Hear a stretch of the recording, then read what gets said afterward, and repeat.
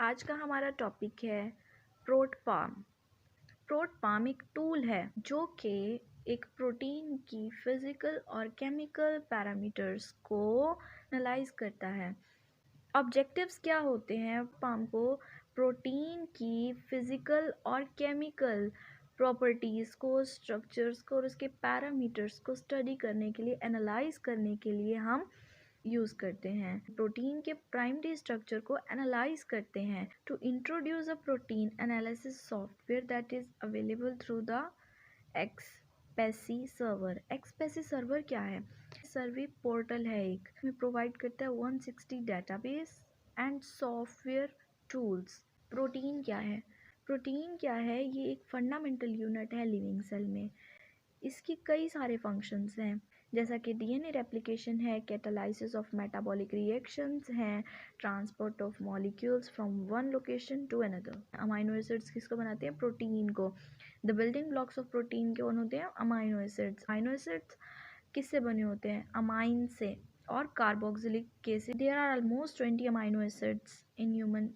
अब हम देखेंगे इसके पैरामीटर्स कौन कौन से होते हैं। इसमें हम प्रोटीन का मॉलिक्यूलर वेट भी फाइंड कर सकते हैं, अमाइनो एसिड कंपोजिशन भी, एक्सटेंशन कोफिशिएंट भी, थ्योरेटिकल पीआई भी, एस्टिमेट हाफ लाइफ भी, ग्रैंड एवरेज ऑफ हाइड्रोपैथिसिटी भी और एलिफैटिक इंडेक्स भी, इंस्टेबिलिटी इंडेक्स भी।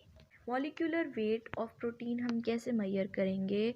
Bye the addition of average isotopic mass of the amino acids and the average of isotopic mass of one water molecule. Extension coefficient. Extension coefficient हमें बताता है कि एक protein एक सर्टेन वेवलेंथ में कितनी लाइट एब्जॉर्ब करता है। और ये किस तरह से कैलकुलेट किया जाता है? ये कैलकुलेट किया जाता है अमाइनो एसिड की कंपोजिशन से, बिकॉज प्रोटीन बना होता है अमाइनो एसिड से, और वो किस अमाइनो एसिड से बना हुआ है उस की कंपोजिशन से हम मालूम कर सकते हैं।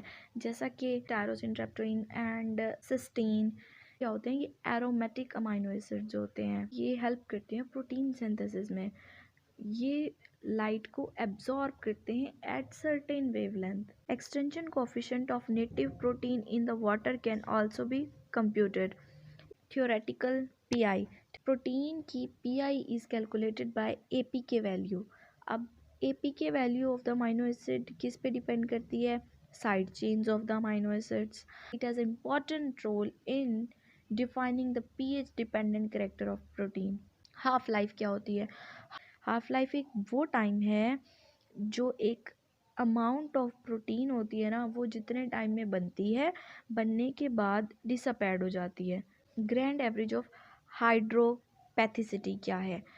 ये एक वैल्यू होती है एक प्रोटीन के लिए और एक पेप्टाइड के लिए, जिसको हम कैलकुलेट करते हैं by adding the hydropathy value of amino acids residues, और फिर उसको डिवाइड किया जाता है नंबर ऑफ रेजिड्यूज से या सीक्वेंस ऑफ लेंथ से।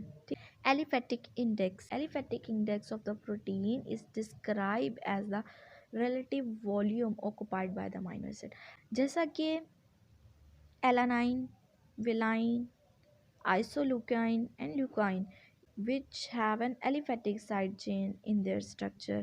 ये ग्रुप 1 अमाइनो एसिड्स होते हैं और ये रिस्पॉन्सिबल होते हैं metabolism and health of the muscles.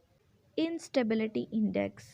Instability index में हम ये पता करते हैं कि एक प्रोटीन की कितनी स्टेबिलिटी होती है।